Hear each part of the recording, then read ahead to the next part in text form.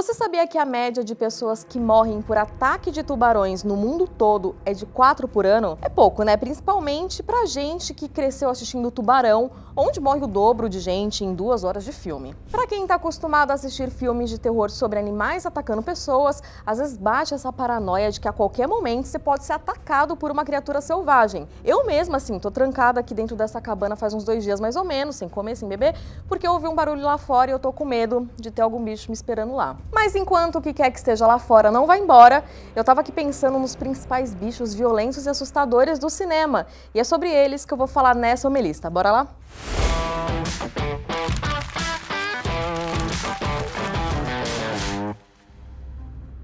Antes de começar, lembra de curtir o vídeo, clicar no sininho, assinar o canal e ligar para o controle de zoonoses avisando que tem um animal fora da minha cabana aqui querendo me atacar, por gentileza.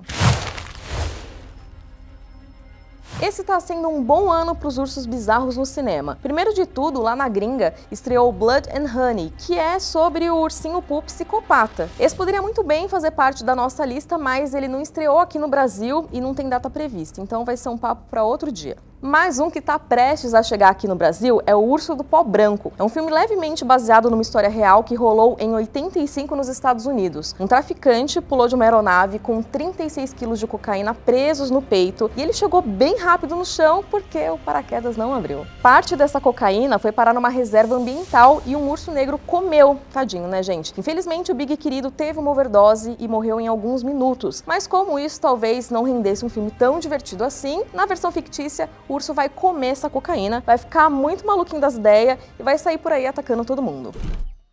Beth, we should go. O Urso do Pó Branco já nasceu influente, porque a Asylum, aquele estúdio de filme trash que fez Sharknado, se inspirou no filme e anunciou que vão lançar Meth Gator, algo como o crocodilo da metanfetamina. E aqui, é claro, a gente torce para que essa onda de filmes de animais drogados vá muito bem nos cinemas. E um dia a gente veja um longa reunindo o urso da cocaína, o crocodilo da meta e talvez uma capivara do loló, ou algo do tipo, para enfrentar o leão do Proerd. Pega essa, hein? Eu sou atormentada com uma criatura bem perturbadora na minha vida. Eu tenho foto, as imagens são fortes, mas olha só, esse aí é o Bilbo.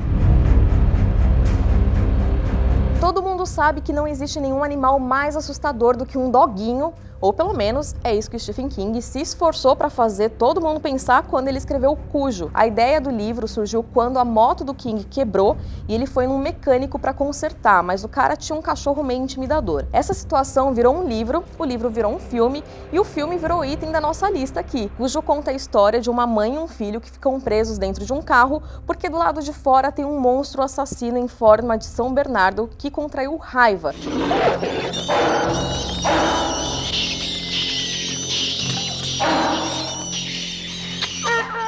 Esse não é exatamente o efeito da raiva na vida real, mas, mesmo assim, vacinem seus pets. Uma curiosidade importante é que enquanto o cachorro era super agressivo no filme, nos bastidores ele era um anjo. Aliás, eles eram anjos, porque Cujo precisou de 3 São Bernardos e em algumas cenas eles usaram um Rottweiler e um cara vestido numa fantasia de cachorro, porque os São Bernardos mesmo não pareciam ameaçadores o suficiente. E convenhamos que seres humanos vestidos de cachorro são bastante, assim. Lembra da Priscila, né?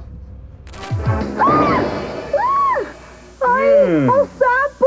Ai, o sapo! Ai, que nojo! Além disso, a produção precisava amarrar o rabo dos doguinhos. Eles ficavam literalmente com o rabo entre as pernas, senão eles ficavam balançando durante as gravações, porque eles estavam muito desanimados. Muito fofo, né, gente? Falando assim, nem parece que aquele cachorro babão do Cujo é super traumatizante.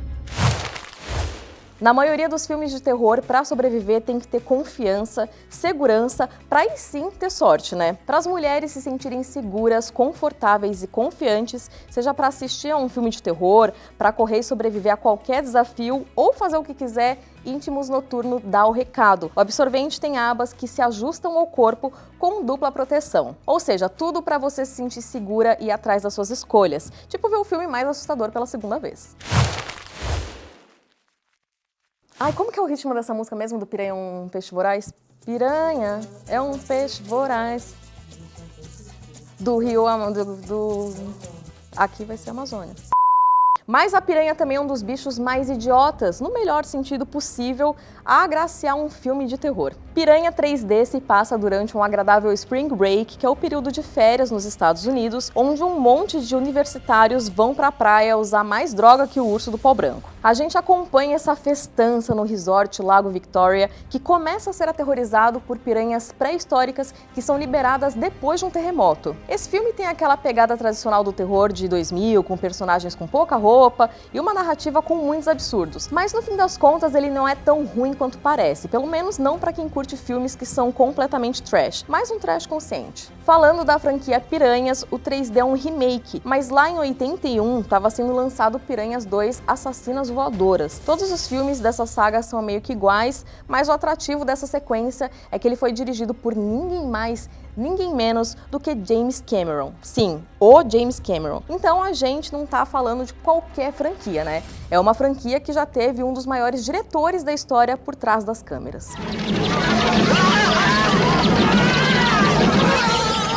O próprio cara que fez Piranha 3D, o Alexandre Aja, também é um grande diretor e um baita especialista em bichos bizarros. Tem até outro filme dele que cabe na nossa lista. Quase uma década depois do filme dos peixes carnívoros, Aja fez um filme de terror sobre outro bicho de água doce. Dessa vez, foi a hora dos jacarés brilharem e atacarem a ituana nascida no Reino Unido, Caio Scodelario. Picanha com arroz e feijão, e pão de queijo e tudinho. Predadores Assassinos conta a história da nadadora Haley, interpretada pela musa de Tu, que vai atrás do pai dela na Flórida depois de um furacão. Quando ela chega lá, tudo começa a alagar, vira um grande pântano e ela tem que enfrentar 2 jacarés, 2 cucas sem peruca que invadiram a casa do pai. Apesar de ser do mesmo diretor, esse não tem a mesma pegada trash de Piranhas 3D. O Tarantino até colocou Predadores Assassinos na lista dele dos melhores de 2019. E não é só porque a Caio Scodelario tá descalça na maior parte do filme, é porque ele é bem bom mesmo. Maravilhoso! Pra quem ainda não viu, tá disponível no Paramount Plus. Come on, you son of a bitch!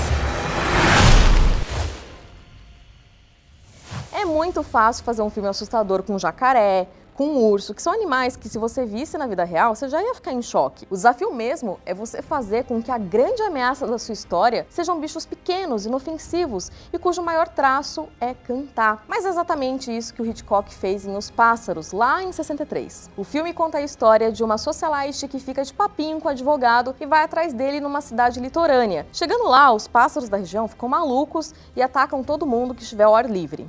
What are you? Where did you come from?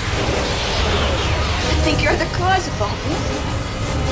O mais inquietante é que não tem uma explicação, assim, por que os pássaros estão agindo daquele jeito. Então é bem fácil se pegar pensando como seria se aquilo rolasse na vida real. O que às vezes acontece dependendo do lugar que você vai aqui em São Paulo, as pombas vêm tudo em cima, é bem assim. Esse não foi o filme que inventou essa dinâmica de filme de ataque de animais, mas antes dele, o tom dessas histórias era sempre mais leve, geralmente meio bobo. Foi o Hitchcock que decidiu que ia tratar um bando de passarinhos como se fossem a maior ameaça da história. Mas a gente tá falando do mestre do suspense, né? Então ele não precisou de muito mais do que um pássaro na mão, 2 ideias voando e uma câmera na cabeça. Ou seja lá, como que é esse ditado aí.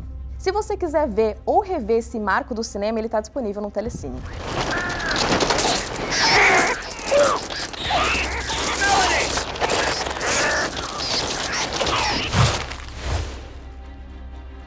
Você já ouviu falar de Homens e Feras? Se sim, você provavelmente sabe que eu tô prestes a te contar uma das coisas mais absurdas que já aconteceu na história do cinema. Se não, se prepara que essa história é muito boa.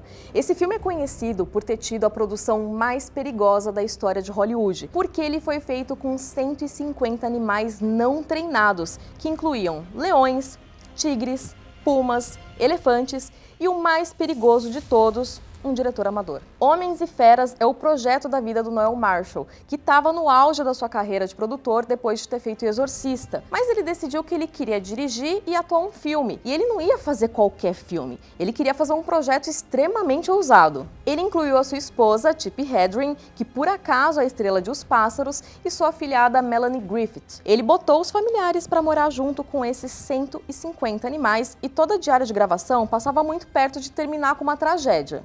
Esse aqui não é exatamente um filme de terror, é uma aventura sobre uma família aprendendo a conviver com animais selvagens que vivem num santuário. Mas as histórias dos bastidores parecem sim algo saído de um filme gore. Eu vou te falar algumas das coisas que aconteceram nessa produção, olha só. O Noel foi atacado tantas vezes por leões que ele desenvolveu gangrena. O filho dele passou 25 minutos com a cabeça dentro da boca de um leão porque ninguém conseguia soltar. A Hedren fraturou a perna depois de ser arremessada das costas de um elefante. Melanie foi atacada por um felino e levou 50 pontos na cara. O diretor de fotografia teve o seu escalpo arrancado por um leão e precisou de 120 pontos na cabeça. Os leões deram porrada na cabeça, peito e coxas do assistente de direção, que ainda levou uma mordida na mandíbula e teve a sua garganta aberta. Tá bom pra você ou você quer mais? Porque eu posso continuar falando, já que rolaram mais de 70 ataques à equipe do filme. Por sorte, ninguém morreu.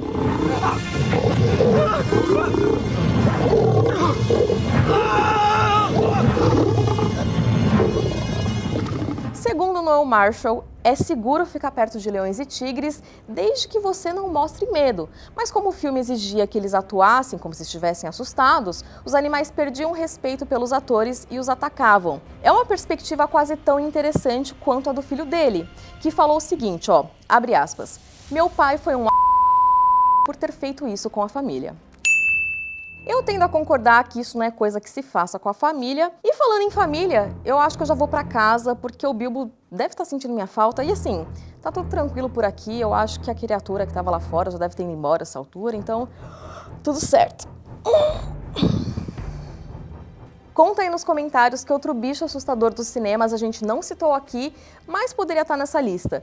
Lembra também de curtir o vídeo, clicar no sininho e assinar o canal. Até a próxima!